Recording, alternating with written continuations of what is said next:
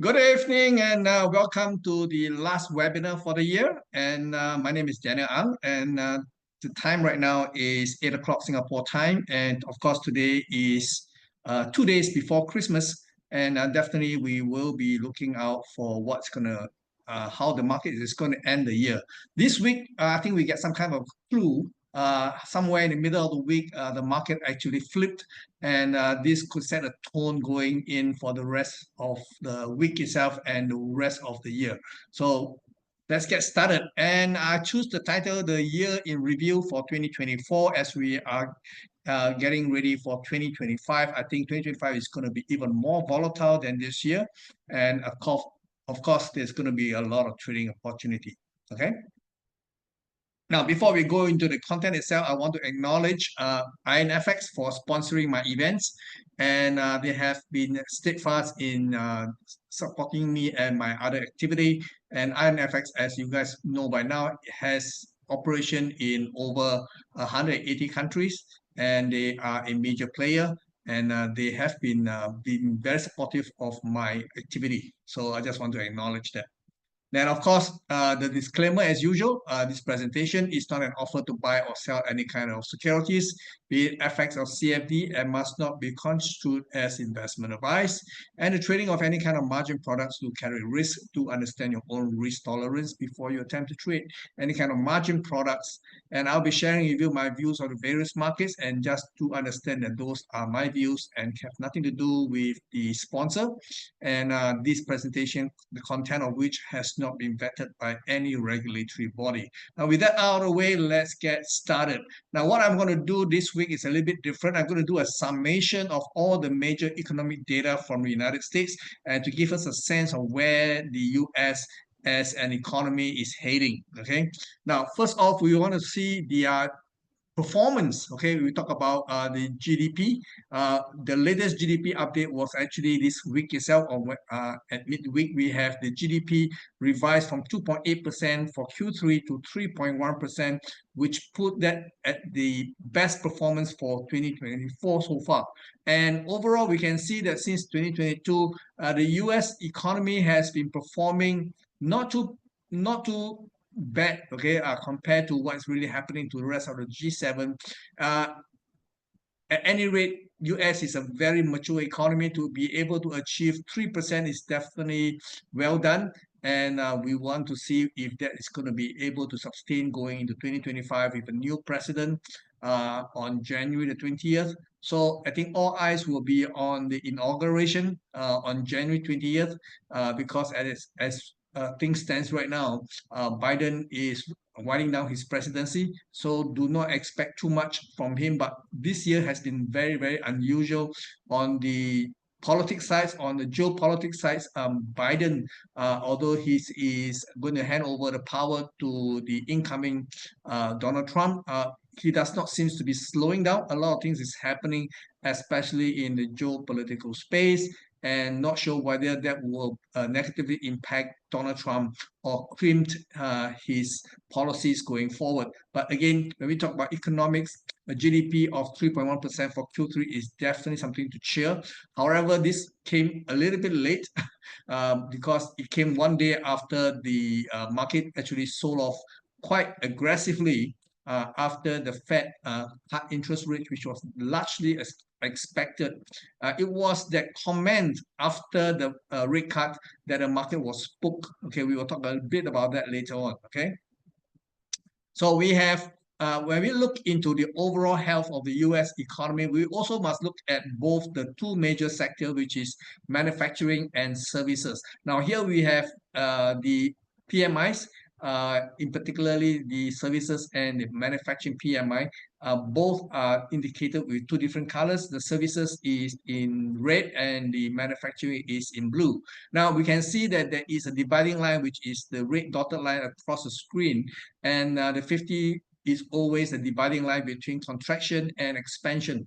We knew that the manufacturing in the States has been in a doldrum for as long as I can remember. There was a moment of hope in March of this year when it momentarily went above 50.3, but then since then it has been climbing. The closing in November seems to be providing some hope because the bounce seems to be pretty good, okay, at 48.4. But by and large, you can see manufacturing is still a big problem for United States, especially the automobile industry, which is currently fighting EVs, and definitely beyond that, we also see housing market is not doing too well in the States as well. So that will actually cause the manufacturing to actually be on a back foot, okay?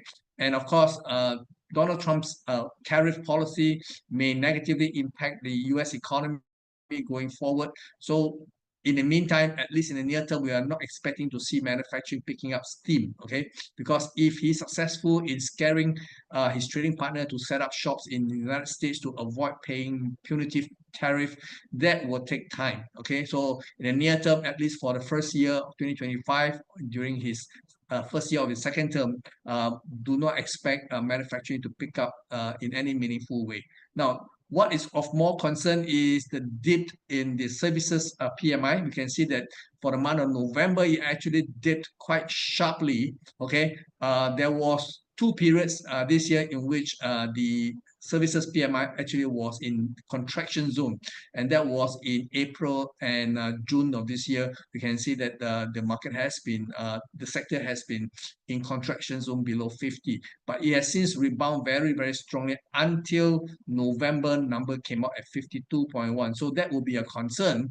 If the services sector can maintain a momentum above 55, that will put the stage for better growth going into 2025. But again, that could be a concern. Okay, if manufacturing is not going to be the engine of growth, services is the only engine that is firing right now. And if services sector is also we call that pulling back, that is actually setting a stage for something unpleasant going to 2025. And this is happening before Donald Trump gets into office, and we all know how controversial he is. And the latest news just hours ago, I was looking through the news. Donald Trump threatened Panama by wanting to take back the Panama Canal, which is legally belong to Canada, belongs to Panama. Okay, so not sure how is he going to wrangle the Panama Canal from Panama. Okay, but he had just threatened Panama that the US wants to take it back. Okay, as if he can take it back just like this. Okay, we will see what happens. Okay, but he has definitely been bossing around. We will see what happens.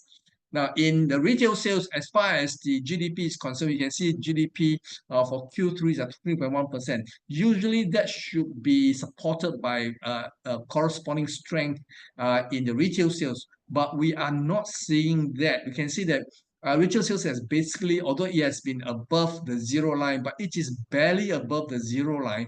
So there is no strong momentum in retail sales. After all, US GDP is made up of 70% personal consumption. Okay, so if the Americans are not spending and it's not shown in the retail sales, I am a little bit suspicious as to how strong the GDP can actually be. Okay, of course, Biden has been doing a lot of deficit spending, meaning to say that he is actually, as a government, they are spending more than the typical retail Americans. So that could be the reason why the GDP is as strong as it is. But at the individual level, at the retail level, we are not seeing signs that the retail sales is very robust. It's barely surviving above the zero line. So this is definitely not something that we want to see, because it is lacking of evidence that the GDP is as strong as supported by the typical American consumers. Okay, so if you take away the government spending, the deficit spending, which Donald Trump is most likely to do, because he is more concerned about bringing down the size of the US government. The US government has become very bloated, has become too massive and unyielding. So I think in order to cut costs and in order to improve on their deficit, definitely a lot of government jobs will have to go. And if that's the case, the deficit spending that Biden has actually been using for the last 4 years to prop up the US economy could be missing one major leg. Okay, so going forward into 2025 with Donald Trump's now calling the shot in 1 month's time, things could turn south very, very quickly. So look out for confirmation in the retail sales. Okay, now when we look at retail sales, we also want to look at something else called personal spending. Both are intertwined. Okay, if over here there are two lines, one in red, which is personal spending. So we can see personal spending is not strong as well. It is even weaker than the retail sales as we are seeing it.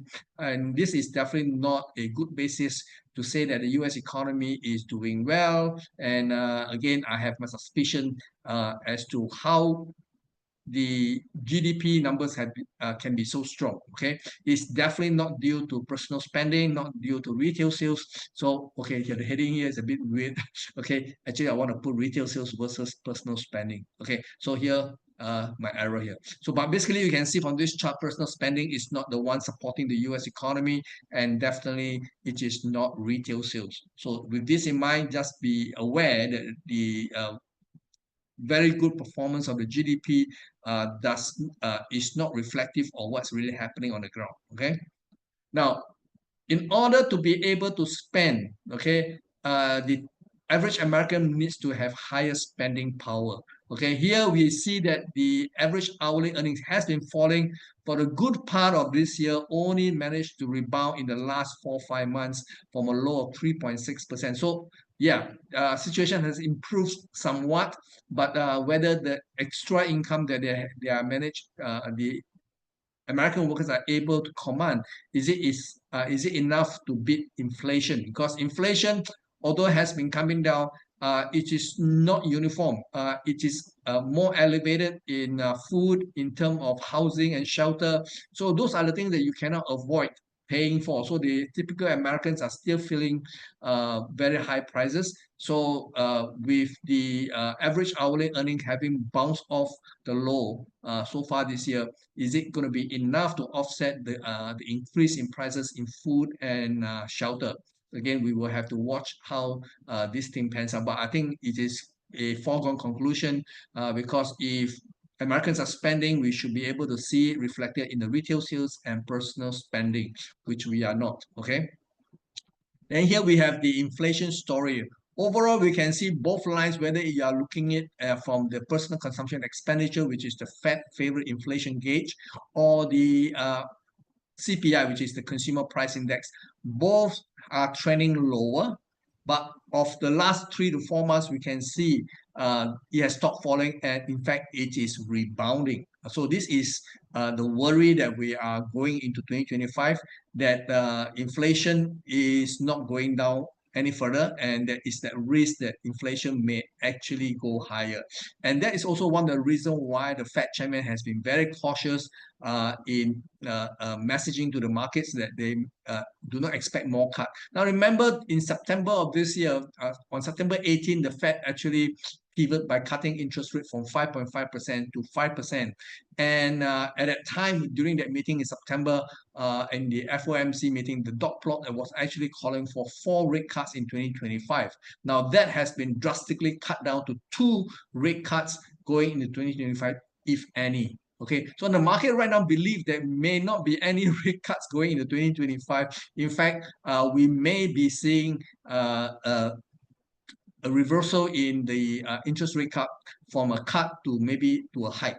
So this was what actually spooked the market at midweek because the tone and the commentary by the Fed and including all the other Fed members are telling us that do not expect more cuts. And if this is the situation, especially with Donald Trump's tariff, that is going to prove to be very inflationary. If the other countries retaliate against Trump's tariff, then a tick for tack will cause the retail prices to actually surge. Okay, so this could be something that we will definitely have to watch because tariffs are never a good thing because an eye for an eye will definitely make the world blind, right? So basically, if Donald Trump is going to use his strongman tactic to actually wrangle and twist the arms of his trading partner, at some point, some of them may actually retaliate. The smaller nations may have no choice but to go along, okay? But the bigger economies, such as China, and including Canada, their most immediate neighbors, and Mexico has already said that if Donald Trump imposed additional tariff of 25% on both Canada and Mexico, they are going to retaliate. China has already retaliated using other ways in which they have restricted the export of critical minerals for the manufacturing of uh, microprocessors, for example, and that is Chinese way of retaliating.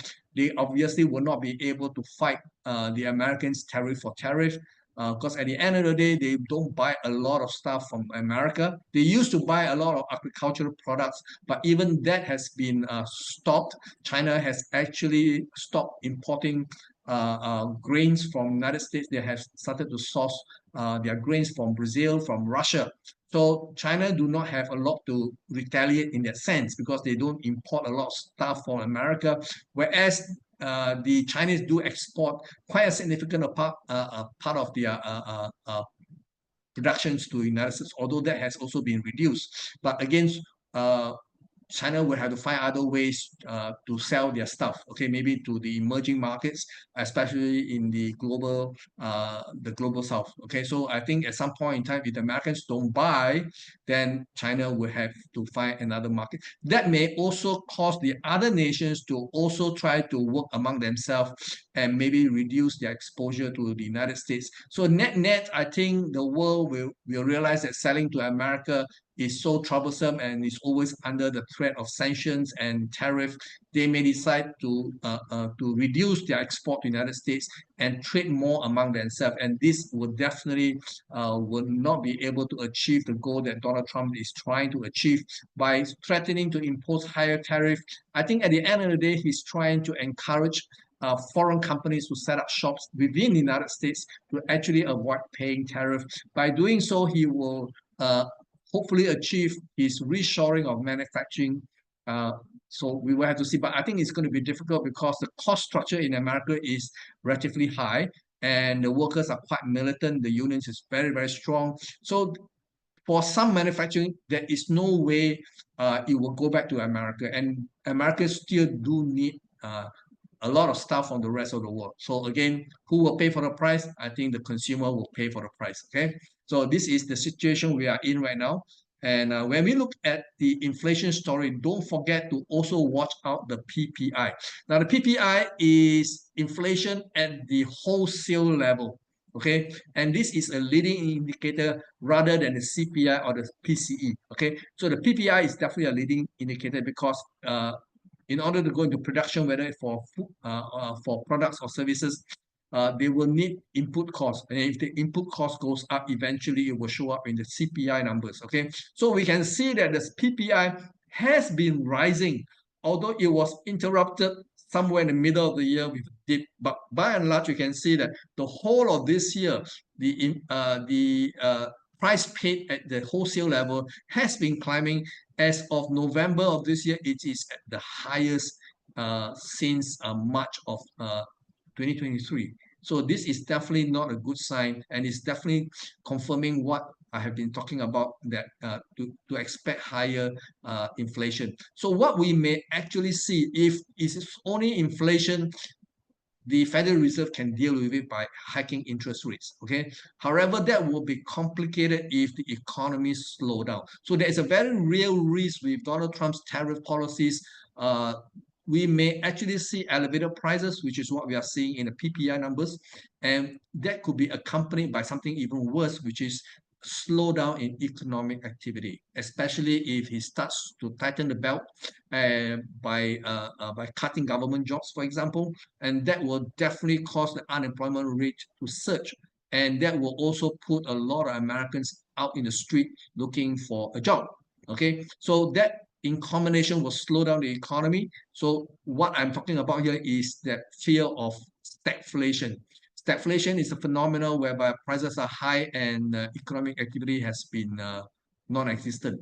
So that will be the worst of both worlds. Okay, to get a sense of what that looks like, just have to look at Japan. Japan has been living in stagflation for 30 years, and it is definitely not something easily that can be unwind. Okay, so stagflation is quite scary. Inflation is normal because it's part of the business cycle, but recession is also normal because it's also part of the business cycle, but stagflation is not. Okay, stagflation is telling us that a lot is not doing well within the economy. And if stagflation is going to be a worldwide phenomenon, it will not just affect the United States, it will affect every one of us. So going into 2025 and beyond is definitely going to be very, very challenging. So for all of us out there, I think we would want to watch our spending. Do not spend on things that are not that important. So things that can be delayed and it's not urgent, and maybe we should all consider to put them aside. Things like holidays, for example, to renovate your house or whatever, to get a new car. If the current car is still working fine, then maybe you want to postpone the spending. So that is something that we may have to consider going into 2025 and beyond. Okay. Now, the other phenomena is this one. Now, this is something that not a lot of people is talking about it. Okay. Now we have the Fed. We have two lines here. We have the blue line, which is the U.S. Federal interest rates. Okay, what we call the Fed fund rate. So this is the interest rates, which we have seen the market has been pumped up all the way from near zero all the way to 5.5%, and it stayed in 5.5% until September of this year. And the Federal Reserve has actually been cutting rates three times in a row right now, from 5.5 to 5, and then go down to 7.35, and the last number was 4.5. So there was a whole 1 percentage point being locked off from the top of 5.5%. Now, normally what will happen is there is an interest rate cut, the treasury yield should also follow, because in the first half of the chart, you can see from beginning of 2023, you can see as the interest rates are being hiked aggressively, you can see the yield in the 10 years also climb. But something else has changed. Now that the Federal Reserve has cut interest rate, you can see that the yield in the 10 years actually climbed. So what does it mean? So treasury yield is what you can get as an investor if you invest in US Treasury. Okay, so this is the compensation for buying US Treasury, and this is of course the middle of the road. The 10 years is the middle of the road maturity. We have those 1 month all the way to 30 years. Now, of late, we can see the yield curve has actually unwind. Okay, meaning to say that for very long time, okay, when the Federal Reserve started quantitative easing, cutting interest rate to near zero, we can see that the long-term rate has not been able to climb. But of late, we are beginning to see even the 30 years bonds, okay, the yield on 30-year bond is beginning to climb. Okay, now the Federal Reserve can only influence short-term interest rates, including the treasury yield, but it has no control over the 30-year bonds. And if 30-year bonds are also climbing, there are a few implications. One is that the market is through the higher yield is pricing in the risk of a recession. So that let it sink in. The treasury yields climbing is actually foretelling us that the market is pricing in the prospect of a recession. Okay, and the other thing is, of course, if higher interest rate is the norm, okay, because the US Treasury has been issuing a lot of new debt instruments, and they are concentrated all on the short end of the curve. Okay, and theoretically, you want to borrow long term. Okay, but the Treasury has been borrowing short term. And this is going to be a problem. This also explains why their interest on servicing their national debt is $1 trillion, because those short-term treasuries matures very fast. Okay, so you constantly needs to get new buyers to buy the short end of the curve. Whereas a logical treasury will want to issue more on the long end, so that you don't have to deal with that for the next 30 years. Okay. However, I think Janet Yellen, the current Secretary of the Treasury, has a different thinking, and most of the treasuries that she has been selling has been all concentrated on the near end. Okay, so why would investor want to take risk if they can get risk-free money, parking money in money market funds, which commands 4.5%, which is exactly what this means. Okay, if the short-term end of the treasuries are able to command very good returns, with no risk. Technically, there's no risk, okay, unless the U.S. government go bankrupt or they default on their debt, okay. So that possibility is a little bit remote right now, okay. So as investors, most will want to park their money in risk-free assets. Okay, right now at 4.5% in the 10 years, this is very attractive. Now the lower end of the curve, the 1 month and the 3 months treasury bills do not necessarily command 4.5%, but they are at 4.33%, which is exactly where the the effective Fed fund rate is right now. Okay, 4.3% is a very good return by any standard. Considering you don't have to take any risk. Why put your money in equity markets, which this week saw a near meltdown, okay, when the money market fund is paying above 4%. Okay, so that could actually cause a lot of people to pivot away from risky assets and park their money in treasury earning risk-free money. So this will have impact going forward. This is a little bit unusual because interest rate cut should naturally also see a corresponding drop in the 10 years treasury yield. Currently, we are not seeing that. Okay, so that is a warning. So let's go into the chart. If there's any question, do pop them into the chat box or in the Q&A if you have any. Then we can address them as we go along. Okay. So let me go to the chart itself. Let me start off with the Dow Jones as usual. Now I want to show you the monthly. Okay, the monthly is what although we still have not ended the month just yet, but I still want to show you the month. Now this two bar is going to be very interesting. We have about maybe 5 more days of active trading before the year end. Christmas, of course, is not considered to be a trading day, so technically we have maybe 4.5 days because Christmas is half a day. So take that into consideration. We don't have a lot of time before the month ends comes. Okay, so based on what has happened so far as of the end of this week, now there is no new high in the Dow Jones. The high was not traded this month. The high was registered in November of which is last month, and then what we have here so far is an inside bar. But within the inside bar, this is also called something else. Okay, notice that the closing of this month is not, of course, not in place just yet. Okay, we will only know on the last trading day of the month. Okay, how the market closed for the month of December. Right now, where it closed is definitely not a very positive development because the market has come down more than 50% of this bar in November. Okay, this is called a piercing line. Okay, so if that's the case, is setting the stage for lower prices, especially into the first quarter of 2025. So if you're still long equity market, maybe it's time to take your profit, and stay aside and watch. Now, it has not compromised the entire bull market. The market has actually started to rise all the way back in October 2019. And the most recent rally here started in 2022, okay? And of course, there was a bit of a blip here, okay? But the market has been very, very strong this year.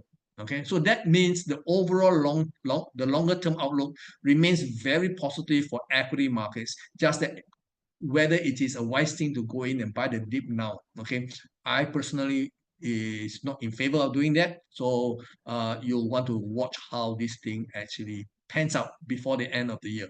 Now, going into let's say this is a reaction high, right? So we have volatility spike in first 2 months of next year. So expecting to get a little bit jumpy, okay, especially even before Trump get inaugurated into the White House. Because from now until his inauguration, bad thing can still happen, okay? So if something really, really bad happened to him, of course, all bets are off, okay? Then, of course, that will also lead to more and higher volatility. Then, of course, in the April of next year, do expect something to cause the market to go into a panic mode.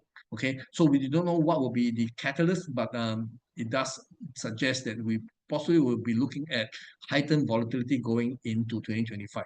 Okay, now let's take a look at the other time frame. Let's take a look at the weekly time frame. Okay, this is the weekly time frame. We already have the making of a counter trend. Now, the counter trend is still not fully in place technically. I need 2 more weeks of up market assuming the low that we saw this week is the low, okay, then I need 2 more weeks of up, okay, so that I can actually confirm that this is actually the counter trend in place. So for a time being, there is still a possibility of a bounce, even a possibility of the market going into an all-time high. Okay, so with only 5 trading days left, the odds are not very good. A lot of money managers has already closed their books and they are already gone off for the holidays. So unless something unusual happen, okay, I am suggesting that maybe the top is already in place for this year.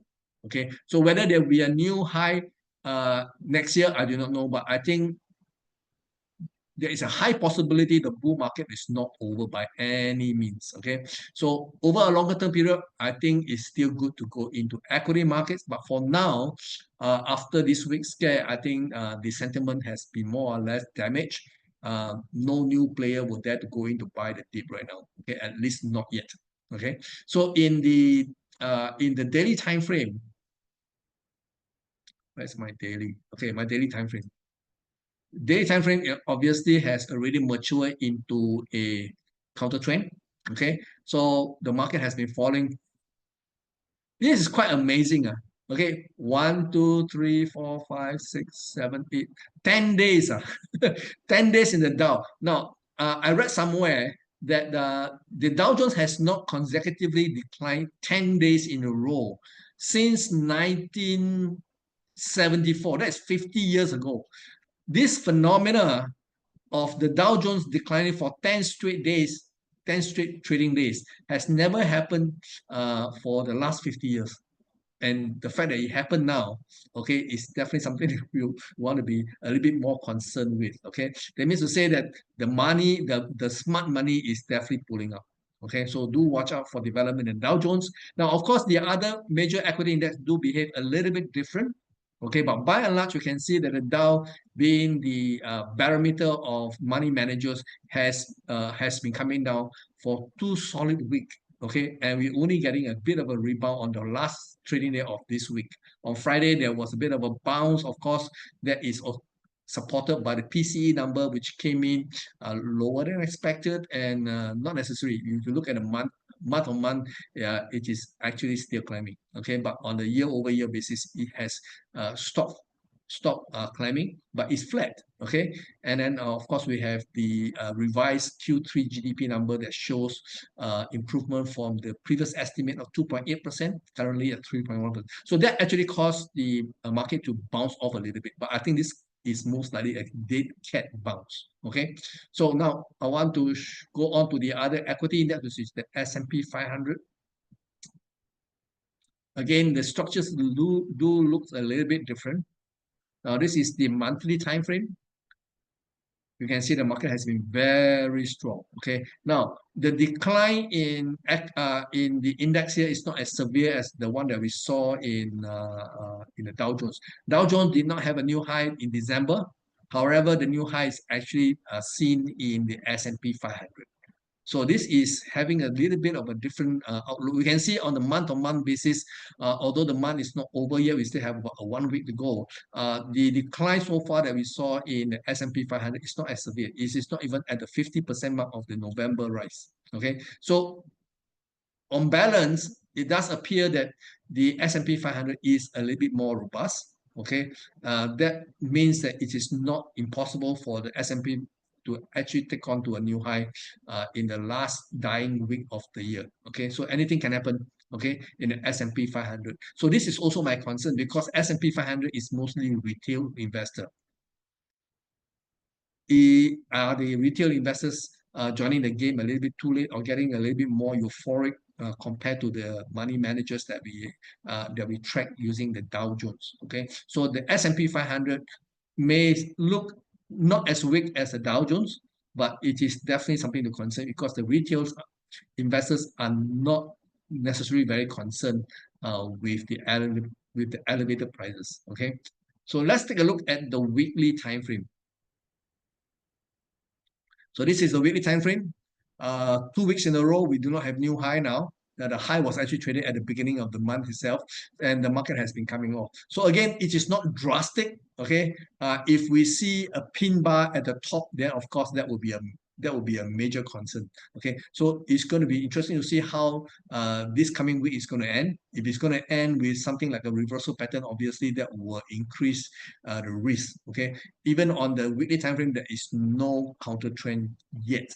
Okay, so again, based on what we can see in the price chart, it does suggest that the S&P 500 is a lot firmer compared to the Dow Jones. Okay, in the daily time frame, we already have what looks like a continuation of a counter trend. Okay, so if we do get a rally attempt uh, this coming week, this area where the market is at 6,030 to 6,090, okay, that could be a great area to do a low risk, high reward trade setup. Only if you want to, because the trading volume will be very thin and you run the risk of holding positions throughout the festive season. Okay, so maybe you should just watch. Okay, I'm not going to take up new positions. Okay, just going to hold on to existing position, but I'm not going to take up new position because there is really no need to. Okay, if the market wants to flip and come down, we will have many chance to actually participate on the short side. Okay, for time being, this is what I see. Now, in the Nasdaq 100, now the Nasdaq has been leading the chart of higher of late, right?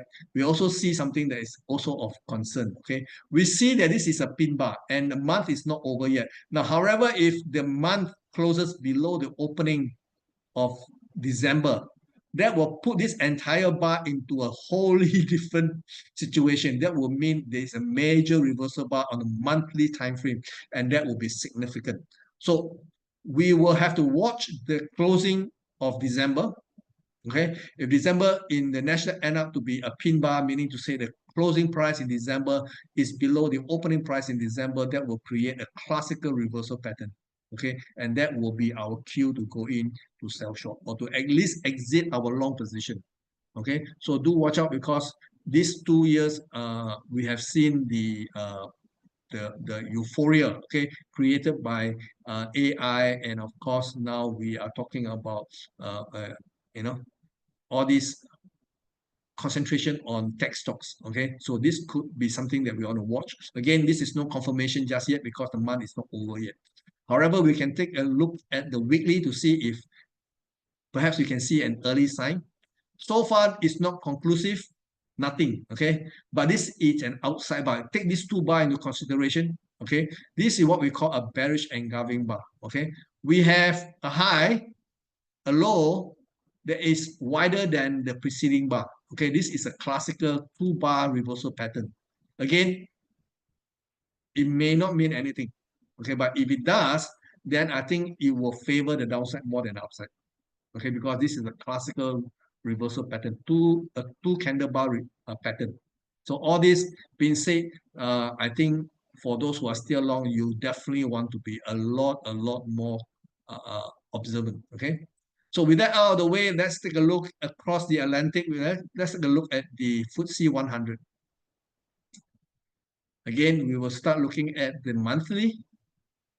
Now, the FTSE has been struggling for quite some time. You can see that the market, this bar alone actually should cause the market to break the new high, but it did not. For the next 4 months, the market is basically in consolidation. So by and large, if this whole cluster is seen as one, okay, it is not a good sign, okay? And if the market do come off, I think it is more in sync with the fundamentals because we know the UK economy is struggling. Okay, so bad that the chancellor, the exchequer, is trying to find ways to tax, okay, the BRICS.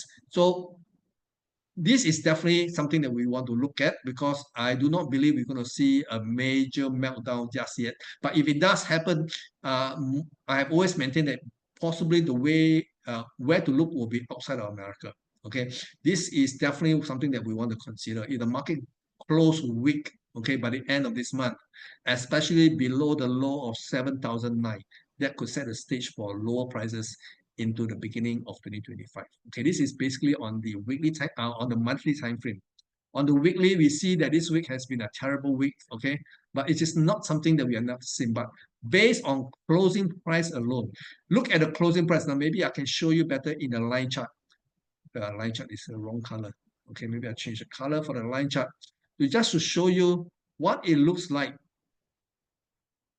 You can see the closing price is the lowest of this entire series. Now go back to the candle bar itself. Now this is as bad as it comes. On the close to close basis, this week we have the lowest closing so far in the last 6-7 months. Okay, and this is definitely not a good development. Okay, for all we know, this bar could set the stage for much lower prices going forward. Again, if we have this low taken up, 3912 taken up, that will confirm that the market is heading lower. Okay, so any bounce thereafter, we'll have to look for levels to see if we can actually get on the short side of the markets. Okay, so on the daily time frame, you can see daily time frame, this has been the case. The market has been going down. It respected this low here. Market have a slight bounce. Okay, but it's still too early to say because it is still negative. So watch out for FTSE. I think the market is looking increasingly likely to flip. In the DAX, this is the monthly time frame. DAX again looks very similar to the Nasdaq 100. Okay, this is not the closing for the month yet, but if the month ended lower than the opening for December, it will create a classical pin bar. Okay, that will set the stage for lower prices. Maybe it could be the top. So if the month truly end up as a pin bar in a color that is black, then every bounce going into the new year, I will be actively looking for a level to sell. Okay, so again, Germany is in a lot of hurt. The Chancellor Scholz has actually lost the vote of confidence this past week, and he may have no choice but to call for a general election in February. There's a very high likelihood that he may not be returned to power. Okay, so Germany is definitely set up fundamentally for a fall. Okay, so I've always been very interested to know why the market has been so strong despite the poor fundamental. So if the market do give me a signal, technically speaking, and that market is going to flip, then that could be one market to watch. Okay, when we look at the daily time frame, this is obviously not the daily. This is the weekly time frame. There is an island here. This is what we call a spinning top. Again, a spinning top is a classical reversal pattern. Okay. So this week we want to see what happens. I think it's more likely to be down than up. Okay. So that could actually set the stage for two European equity index to flip. So I'm very excited for 2025. I think 2025 is going to be a very difficult year for a lot of investors, but from a trading perspective, I couldn't be more excited. Okay, then we look at the daily time frame. This is the daily time frame. You can see the market has been falling. Okay, so yeah, this is a positive development, but this pin here is not high enough. Okay, so again, maybe we see a bit of a bounce in the early part of the week. Let's see. Okay, now we want to take a look at Euro stocks, which is also an index that I'm also actively monitoring. Let's take a look at the monthly time frame. Now you look at this bar. This bar is like the FTSE. Okay, this bar alone should actually cause this market to actually break all-time high. But for the last 4 months, the market has not actually gone higher. It's actually retreating.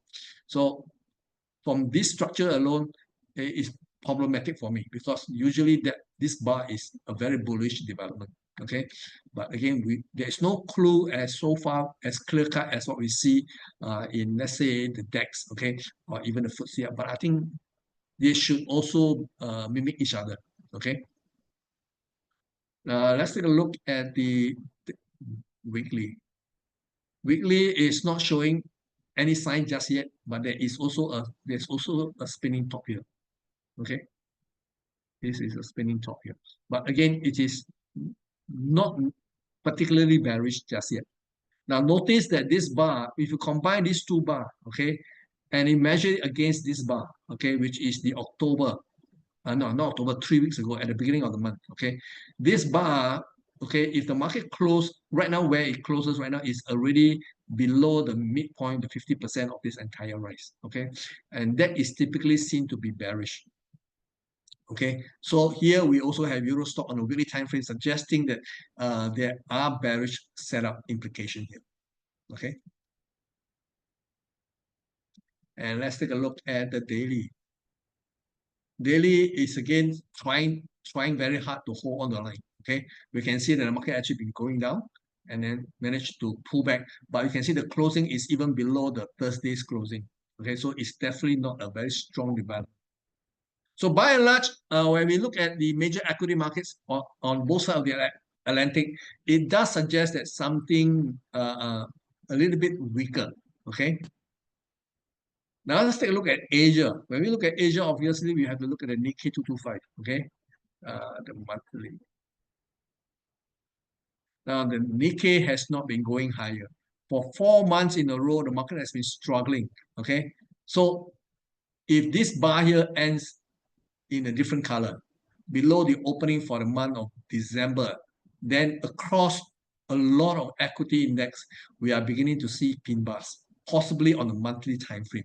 If simultaneously we are seeing pin bar across the major equity index monthly time frame, that is a very loud warning that the market top is probably possibly already in place, at least for the near term. Okay, so again we have to watch because this bar alone very similar to what we saw in the FTSE and as well as the Euro stock. This bar alone should actually cause market to actually surge above this high. Okay, but it has not. And what happened here, you can see that the market has been struggling near the 40,000. Okay, so that's a nice round number. The market is struggling at 40,000. Each time it went up, it got beaten back. So there's a lot of rejection at a 40,000 level in the Nikkei 225. So we have 1 more week to go before the month is over. If this bar end up as a black color bar, it is great because it gives us more conviction because we're not just seeing it in a potential reversal in just one market. We are seeing across the board simultaneously across major equity index. So that will set the stage. Okay, again, 2025 beginning of the month itself, I think we should all get ready. Okay. So this is the weekly time frame, nothing to see here. Again, the 40,000 level is the one that the market has not been able to hold.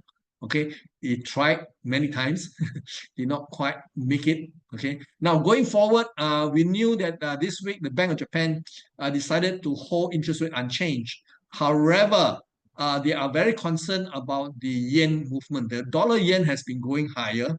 So should the dollar yen breaks 162, which is this year high, it will have major implication. Watch the currency, especially the yen. The dollar versus the yen, if it breaks 162, it breaks 170, all hell will break loose because at 170, okay, the yen carry trade will fail. Meaning to say that the yen carry trade will be unwind big time. Okay, we all knew what happened during this period. Okay, first it was that the Bank of Japan intervening in the currency markets, and then that caused the yen carry trade to break, which saw a massive sell-off. So if the dollar yen surge beyond 162, above 170, there is a very good likelihood we will see something like this because the Bank of Japan cannot not do anything. Okay, they will have to defend the yen, and that means intervention again. Okay, so watch out for clue in the currency market, in particularly the yen, dollar versus the yen. Okay, so this is the weekly. Let's consider the daily time frame. Daily time frame has not been very telling, but you can see the market has plateaued. Okay, now we have triple top here. Okay, and this is usually a sign that the market may be struggling. Okay, so unless we have a major surge above the 40,000 way and close above, it is likely to be rejected again. So the area between 39,000 to 40,200, okay, is where I think the opportunity lies. If you are going to take a contrarian trade, this bracket of prices actually may offer some kind of trading opportunity. Okay, right. Let's go on to Hang Seng. Now we all know that the Chinese has been keeping their powder dry, Meaning to say that they knew that Donald Trump's once he returned to power is definitely going to renew that trade war in terms of he has already mentioned very openly that he's going to impose another 60% tariff on Chinese imports into the Americans on top of what has already been imposed. So the Chinese will uh, have to counter that. Okay, but I have, like I said earlier on, the Chinese do not have a lot to retaliate because they don't buy a lot of stuff from America. At least in terms of agriculture, they're not buying. What they wanted to buy was technology. Okay, but the US refused to sell them the thing that they want. So if the Chinese want to buy technology, US don't want to sell, and now the Chinese are saying that, look, I don't want to buy your grain as well. So as far as the Chinese concerned, how far can they retaliate? I think internally, I think the Chinese will want to do is encourage domestic consumption, okay? Whereby many years ago, Xi Jinping actually promoted the idea of dual circulation, uh, referring to export-driven economy as well as domestic consumption. But the Chinese are not spending. We have been looking at the retail sales number. It has not been very, very great. Unless the Chinese government launch massive stimulus package, which I think a lot of people is anticipating. So maybe next year, at least when Donald Trump goes back into the White House after January 20th, we will have to see what comes out. Okay, there is a very high likelihood that Donald Trump's all these posturing of wanting to impose punitive tariff is just that, posturing. Okay, he may not go through with it. Okay, so if Donald Trump do not go through with this threat to impose 60% tariff, then the Chinese do not have to do a lot. But if it actually comes into being, then the Chinese government may have to launch a monster stimulus package, okay, by either cutting the reserve in the banks or allowing interest rates to go down, and also at the same time have some kind of support policy for the stock market as well as the housing market. So that could actually cause consumption to actually surge in China, and that may actually spill over into the Hong Kong market. So when you look at the Hong Kong market, I think there's a very good chance because this structure here, although it's a three-wave equality move, technically suggests that the rebound is over. Because when you look at this move here is a three-wave pattern, and this three-wave pattern is exactly almost equal. Okay, if I do this, you'll notice 100% is just here, barely above, right? So we can say that this three-year pattern suggests that the rebound is over. However, this three-way pattern could evolve into something even more complex. It may still be corrective, but it could be very complex. Who is to say we cannot have a simple ABC move? It could be a double three, it could be a triple three. A double three means two sets of three wave. Now we have one set already. Okay. Of course, the more complex one will be three set of three wave, which will see prices will grind higher and higher. Okay. But it's very difficult for the US market or the Hong Kong market to actually go higher if the whole world is unraveling. So we will have to see this as a corrective bounce for the time being. Okay. So in the weekly time frame,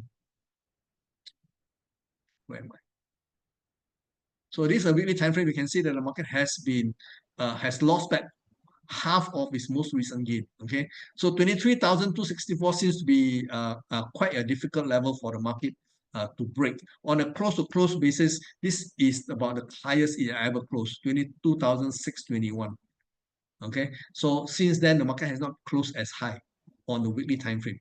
So maybe we will have to wait for post January 20th before we can see a clearer picture in the Hang Seng. In the daily time frame, let's see. There's nothing here to do. Okay, doesn't look like it's very convincing. We have a major flush, okay, but the market has lost it all. Okay, so again, it's very, very difficult to actually see a trend in the lower time frame. So for time being, maybe the best thing to do is just to watch. Now we are done with equity index. Let's go into currencies. Okay. Now we have seen what happened in the dollar. Okay, this is the monthly time frame. Okay, this is euro versus the dollar. on the monthly time frame, you can see that the market has been coming down. Okay, unfortunately, I've been on the wrong side of the market. I was thinking that market can extend higher, but here we have a three-way pullback, maybe setting the stage for higher prices. But for now, I think the risk of the dollar going higher is very real, especially after the FOMC meeting this week, in which the Fed chairman has been telling us in no in a few words, saying that do not expect more cuts into 2025. So if there's less cut, it makes the dollar on balance stronger. So if the dollar is going to be stronger, all the other currency will have to come down. Okay. So if you are a long-term trader, okay, and want to see where the euro dollar is heading, I can tell you the euro dollar is going to go kaput. Okay. Right now it's above one. The last closing price is 104.24. There is the high possibility this currency is going to go way below parity. Okay, if you have a long-term chart on this market, obviously I don't have it on my platform here. But if you go and check the historical data on euro versus the dollar, there is a very high possibility it will go way below parity, maybe to as low as 50 cents to a dollar. Okay, so there is a long-term possibility if the market ever bounce. You can see that all the low, now this is the monthly time frame, the low has been getting lower and lower, and this is a classical bear market. Okay, so within the structure here, if the market actually bounce, it is definitely a selling opportunity, and you want to keep that long term. Okay, but there's very few people here who actually hold short position long term.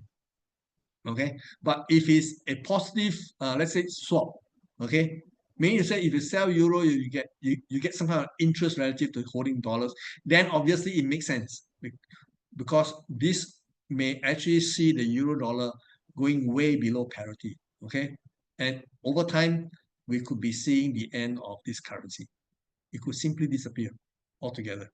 Okay, so it is definitely a very bearish setup the way I see it. Okay, so long term, try not to stay on the long side. Okay, I'm trying to get out of my long position. Okay, so I was hoping for a bounce which never come. Okay, now this is the weekly time frame. So weekly time frame, you can see that there is still a chance for me to get out of this trade alive. Okay, so right now we have a three-wave pullback equality level at 103.87.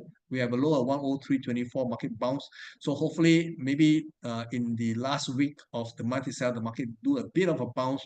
It's not that far away from my entry, so maybe I could come out with my shirt intact. Okay, so but by and large, we want to be on the short side of this market. Okay, this is the daily time frame. Now, there's a good chance the market may actually do that because where we are right now, the market hit a low within this blue area. Now, this blue area represents the area of the lowest risk. I would have been very comfortable if I bought inside this blue area. Okay, but I did not. So now I'm suffering the consequences of getting in too early. Okay, but if I have been able to buy within this blue area on a daily time frame, I'll be sitting very pretty right now. Okay, even though it's a counter trend trade. So nothing to see here in the euro, at least for now. The other major currency will be the sterling. Okay, monthly time frame. Sterling is also experiencing a slow death. Okay, we can see that over the long term, the highs are getting lower. There have not been a new high. So there is no break of structure here. The market is very bearish. So for the last 3 months, the sterling has been coming off. Okay, so by and large, same approach to how I would trade the euro is basically to stay as much as possible on the short side of this. Okay, if ever we get a rally over time and fundamental has not changed, I think it is very conducive to be on the short side of currency and on the long side of the dollar. If the US go into recession, it may not necessarily affect the dollar strength because at the end of the day, we are seeing this capital flight, okay, from Europe all the way to the United States, and that will keep the dollar strong for now, okay? If the US is in trouble, the rest of the world is in bigger trouble. So on the relative basis, the dollar do have basis to be stronger than the other currencies. even against the emerging currencies. Of late, we can see that the other emerging currencies, including the ringgit, has been falling back down, right? So that has been setting the stage, okay? So this is the monthly. Let's go into the weekly. See, the market has been struggling to go higher. And if it breaks this level, 118, it's just going to resume its fall, okay? And this time, it will definitely be challenged to 103. So again, I am definitely bearish on the other currencies. Daily is showing us that this market is definitely going down. Okay, it's definitely going down. It's exploring the lower end of the range. Okay, so this may actually continue. If this end up to be a three-way, we can see a lot of moves to the downside. Okay, but so far it is not very clear cut. Okay, but by and large, selling is a lot comfortable more than buying. Now, the other currencies I want to show you is possibly dollar Swiss. Now, dollar Swiss is also struggling. Where am I? We can see the dollar is weaker relative against the Swiss franc, but we can see that the bounce coming off a double bottom like this, I think suggests that for 3 months in a row, we can see that the Swiss has actually been weakening against the dollar. Okay, so dollar strength is quite evident in the dollar Swiss pair here. The long-term trend, the dollar is down. That is without a doubt. But again, in the context of this area here, the entire area here above 0.82 or 83 is definitely going to see support here. There are two leg here, 0.83. This is just marginally below 0.83. So both will provide a leg, okay, a basis for the market to trend higher. And that is again falling into the narrative of a strong dollar. So the Swiss franc could be getting weaker over time. Okay. Again, you can see that market is basically trending to the upside. So not much of a trading opportunity as if you ask me. Okay. Let me go into this pair here that I think will provide the bulk of the trading activity in currency markets. This is dollar Swiss, no, sorry, dollar yen. Now the dollar yen is in a long-term rally. Okay, the dollar is strong, especially against the yen. And this is a very long-term trend. This is starting in 2011. Okay, and it is by no means over. So will there be a risk of 162 being taken up? I think there is always a possibility. If the market want to gun above 162, okay, you can be sure that the Bank of Japan will have to intervene. Okay, because they cannot afford the yen to fall the way they did.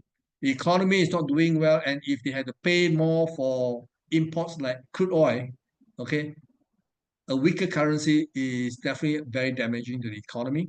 So we want to see how this thing impact. But I think there's going to be a lot of trading opportunity in dollar versus the yen. There's one question here. I want to see who asked any question. Alan, what is my view on New Zealand? Okay, I will go to that. I don't trade New Zealand, but are you referring to the Kiwi dollar or the equity index? I don't trade the equity index. This broker, IronFX, do not offer the index for trading in New Zealand. Okay, but later on I'll take a look at the Kiwi dollars. Okay. Now let's continue. This is the monthly. The market is definitely in favor of higher dollar value. Okay. The weekly, this is the weekly. This is the weekly. Okay, market now is back to 157, almost touch 158. Okay, so will that cause the dollar yen to continue to go higher? I think there's a very real possibility, especially in the early part of 2025. Okay, so I think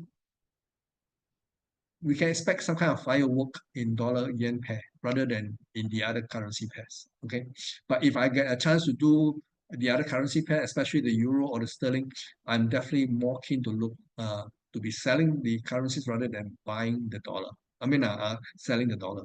Okay, net, we want to be long dollar going forward.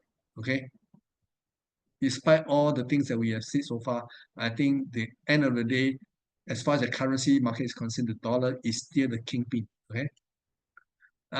Look at the daily. It's very strong. This is super strong. So I won't be surprised if 162 is taken up, honestly. Okay. But right now the market is definitely in that bullish phase right now. So yeah, the dollar is strong across the board, regardless of which currency pair you look at.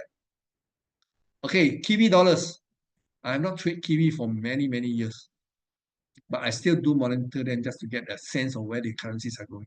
So this is the monthly time frame. The Kiwi dollars is definitely dying. Okay, it is already in recession. The whole of the Kiwi economy is already in recession.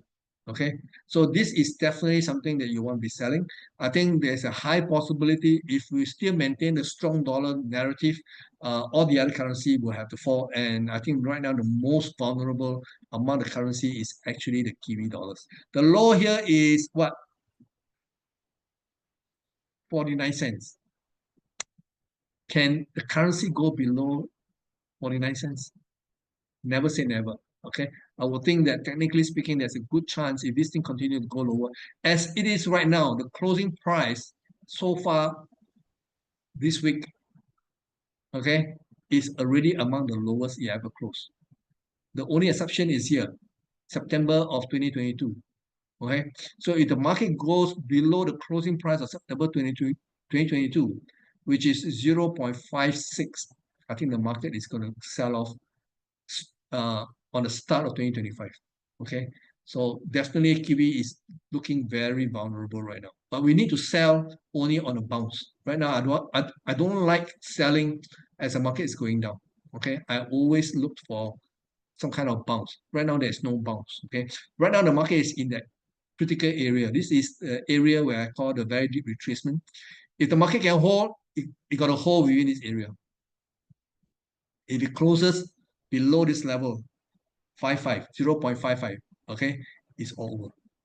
Okay, so I don't have to look at the daily because I know the market is bearish.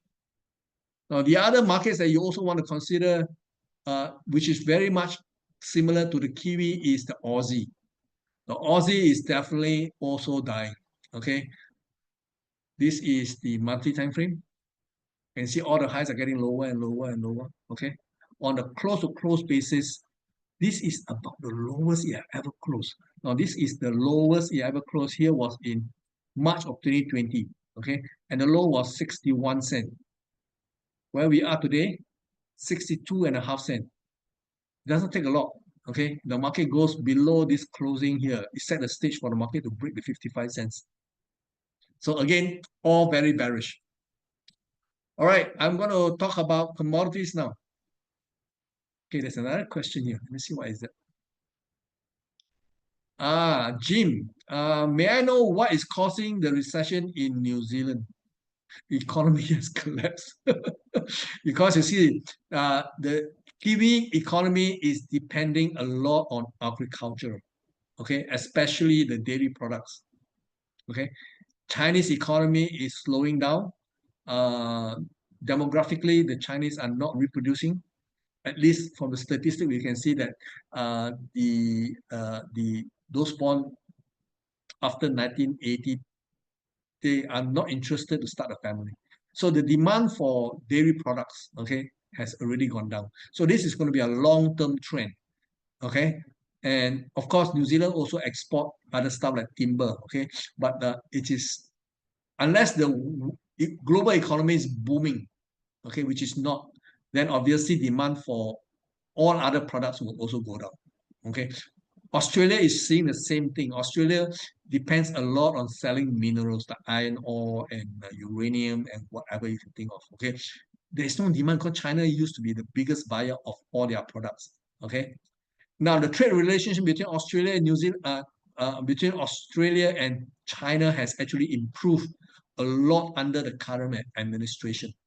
Under Morrison, it was terrible. Okay, so the Chinese has actually been punishing the Australian by not buying from Australia, even though logistically it makes buying from Australia, it makes sense because if you have to ship whatever you buy from Australia, it's a lot cheaper to ship from Australia rather than to ship your iron ore all the way from Brazil, which is the other end of the earth.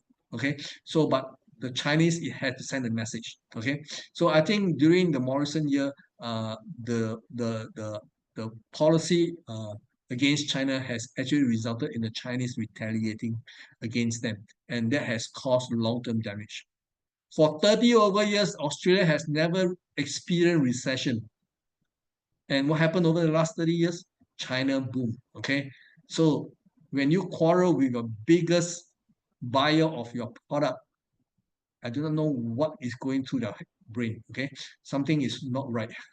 Okay. You don't quarrel with your biggest customer. Now, Australia's stock market, ASX, has short given China is now in a recession importing lesser mineral. This is true. Okay.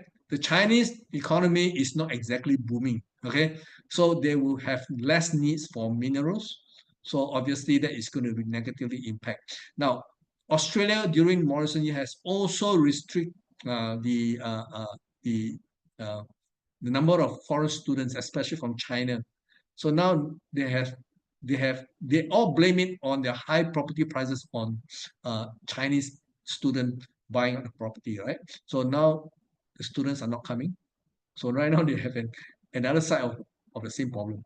So by and large, we are beginning to see there is a lot of big pieces moving. Okay, and definitely we are seeing a not a very pretty picture. New Zealand could be the canary in the mine. Okay. Now remember in the early part before the Federal Reserve start to hike interest rate very aggressively, 2-3 months before the US start to hike interest rate, New Zealand was already hiking interest rate. So they are more sensitive to the global economy. So right now they have been cutting interest rate very aggressively in the hope that they can stimulate the economy. So again, we have to watch New Zealand because New Zealand seems to be the barometer. Okay. And if the world is doing well, I think there's a very good chance New Zealand will recover fast. Okay. But right now it is in a world of hurt. Okay. I don't want to show you the other. Okay, maybe we'll go down one more time frame. Okay. Because they are all the same. Let's go to the weekly. The weekly looks terrible to me. It looks like a waterfall. Okay. This looks like a waterfall. It looks like it's going to break the bottom here at 61 cents anytime. The low here is 0.6170. It does look like it's going to go for it this coming week. Maybe, if not this coming week, will be the early part of 2024, 2025. Okay, I've done that. I want to go into I'm very keen to go into commodities. Let's start with gold. Okay, so today's session is a little bit longer than usual. Okay, so I want to make sure that I cover everything at least in a longer time frame. Now, this is the gold market. Gold has actually stopped going higher. The high traded is 2,790 per ounce. Okay, and last month there was a bit of a scare, and this month itself, so far the market is still very tentative. I suggest that maybe we will be seeing lower prices. Okay, for all we know, it could last all the way until maybe March of 2025. Okay, but long term, this is definitely a very bullish market. Long term, this could be a God-given chance for us to actually accumulate more long if you have not already gone long. Okay, so this is definitely something I would want to invest, but I won't be trading this per se. I will probably be going to buy the physical. Okay, so I will use the chart point here to time my entry. Okay, so this is the weekly time frame. So one of the reasons why I think this pattern here is not over, by simply looking at this, this is potentially a three-way followed by a pin bar here. Maybe expand the chart. So you can see this is a pin bar, right? So if the market goes like this, there's a possibility market may go and test the $2,480 per ounce, which is very much in line with these two bottom here. Okay, this is on the weekly time frame. So this could be the consolidation. Now you notice that there is this two bar here.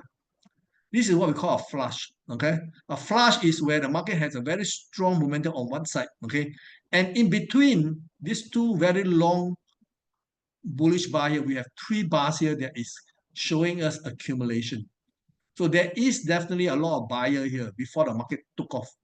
So if the market can come back and test this area here, for all we know, those who have previously accumulated position on the long side may reappear again.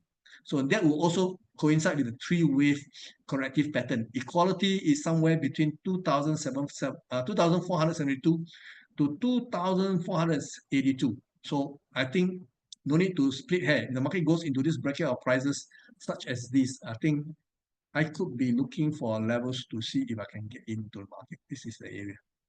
Okay. So watch out for this accumulation zone here.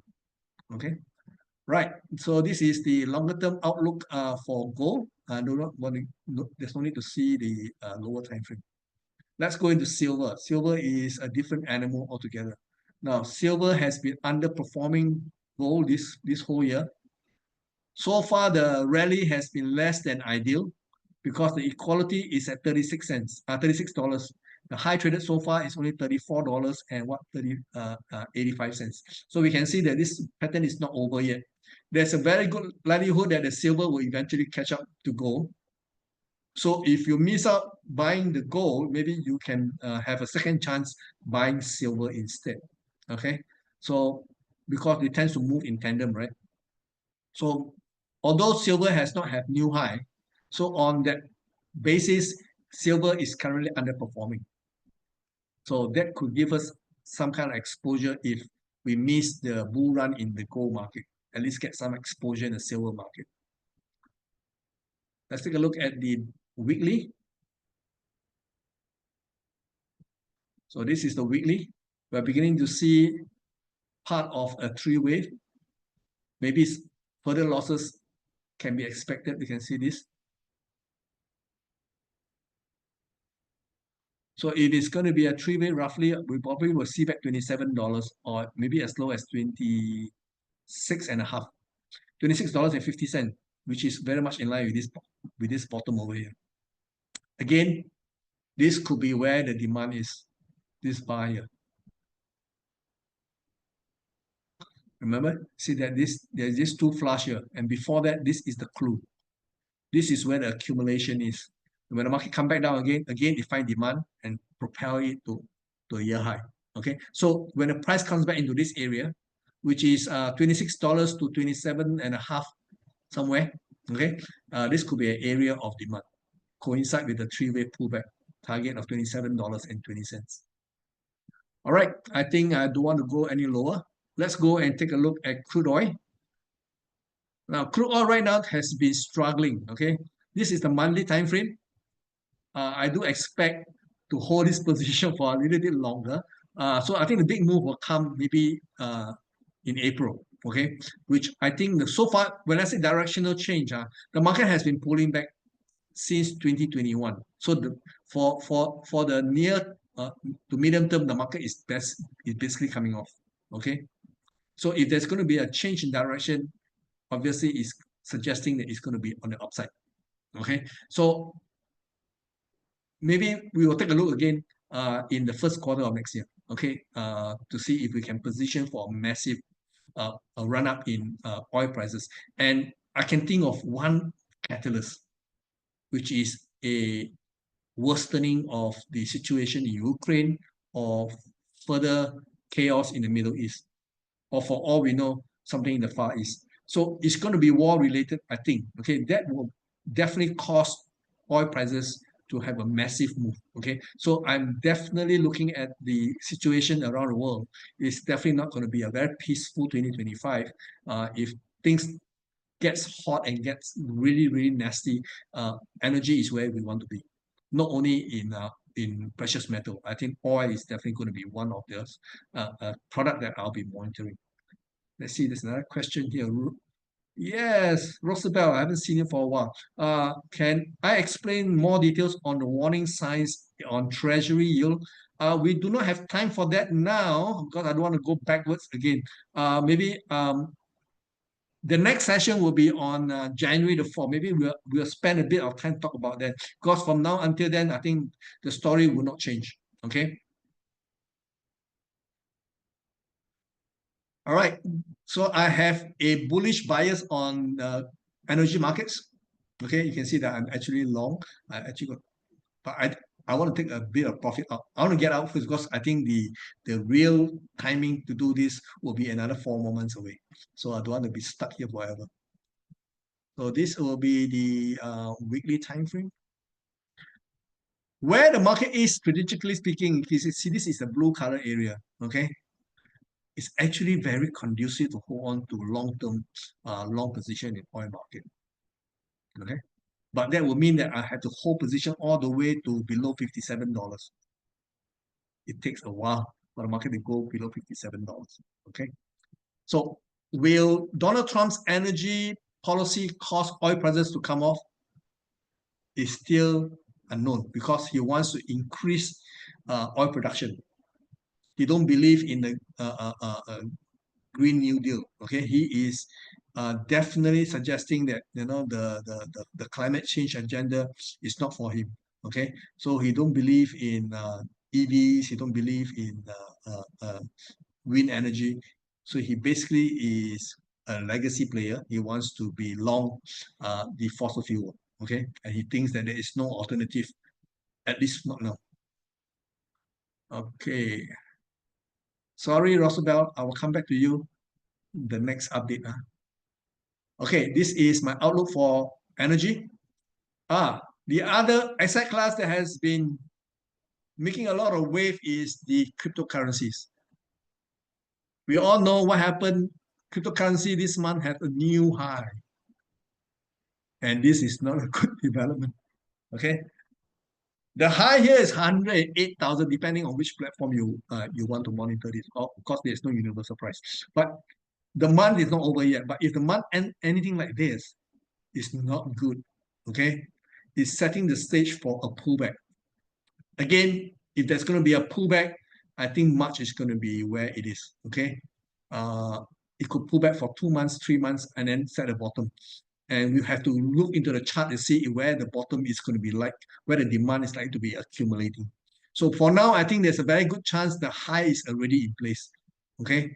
We only have what, 5 more trading, maybe, okay, less than 2 weeks. Okay, from now, 22nd, we have about 9 days, technically speaking, before the month end, before the year end, right?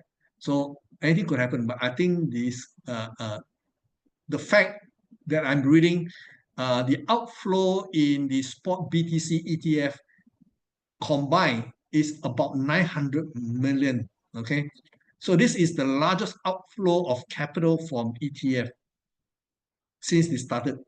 So that could be setting the stage for more institutional player pulling out. So that will take away the demand for this product here. Okay, so you have to read very widely, because we have been seeing we have a very explosive rally to the top side, and then when somebody asks the Fed chairman what he thinks about Donald Trump's Bitcoin strategic reserve, his answer is very plain, very straightforward. He says, by law, Federal Reserve cannot own Bitcoin. And that was one comment that caused the market to sell off. Okay, and that continued into Friday. So we can see that the market has stabilized a little bit, on Saturday, but there is no real demand. Okay, but so when we look at this, assuming the market close like this, I think it's a bad sign. Okay, let's take a look at the weekly time frame. The weekly time frame itself is an outside bar.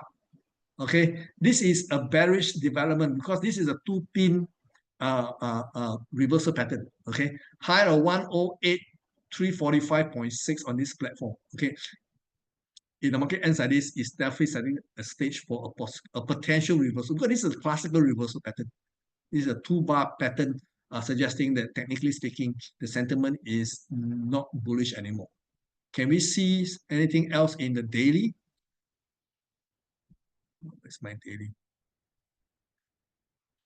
Yeah. This is the daily. I've highlighted 3 areas. Okay. If the market can somehow bounce back into this area, that'll be great. Okay. Because I think there's a very high possibility the high is already in for the year. All right. Now there is potential because on Friday the market actually have this pin bar here, which may cause price to rally a little bit. But whether it can be strong enough to go back all the way to 105 remains to be seen. Okay, $105, $105,000 would be great level to sell. Okay, however, if the market goes down first, I think that would be a possible area here, because this is, see, there is this low here and this high over here that create what we call a zone. Okay, whereby I think there's demand here. So at any rate, if I'm selling, if I manage to sell at 105 and 108, then I think this will be my logical target, 85,000. Okay. Can it go there? I won't say no. Okay, so there is possibility of a pullback, and this pullback may not happen immediately. Okay, it may actually struggle all the way down. So long as this low is not taken up, 66,800 is not taken up, the entire structure is very bullish. Okay, so I do foresee higher prices in Bitcoin and across the other altcoin as well. Want to see the other this other coin here is actually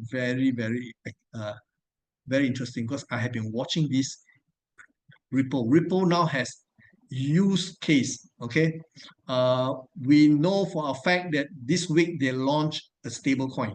Now, this stable coin right now, the stable coin market, for those who are in the know, is dominated by two coins. One is Tether, which is called USDT. The other one is USDC by Circle.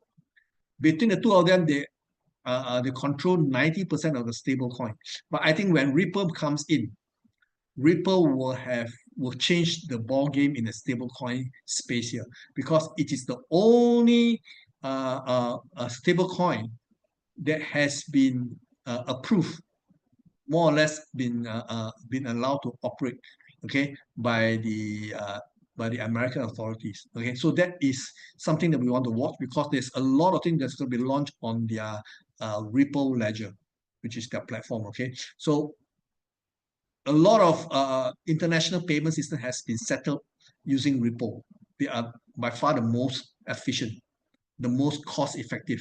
Okay, so instead of owning the stable coin, which is the more direct way of doing this, is an indirect way of having exposure into the stable coin, which is to buy the token itself. Okay, this is not the most direct way to do it, but if you are into the market, maybe you want to start accumulating the RLUSD USD, which is the Ripple led versus the dollar stablecoin. So there is a lot of news in this particular token here. So the market is so powerful. I think it's very highly unlikely it will turn out to be negative. But if it does turn negative, that will be a different story. Okay, we need to say that the closing price goes below the opening price.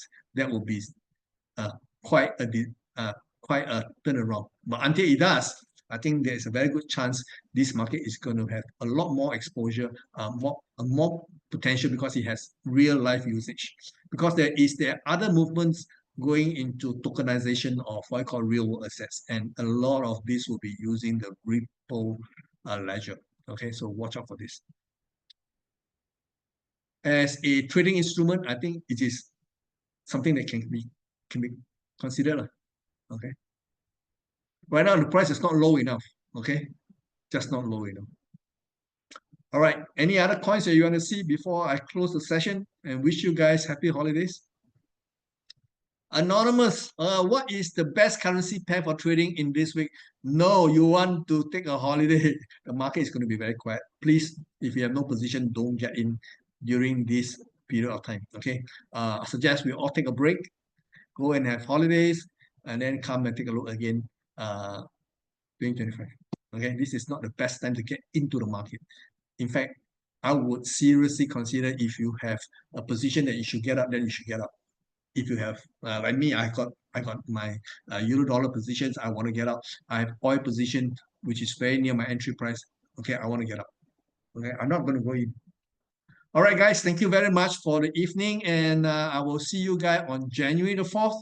Look out for the lock-in details on my Facebook. And incidentally, somebody has stolen my identity again. If you ever been approached by somebody who wrote to you claiming to be me, asking you to invest in anything, please don't, because it's not me.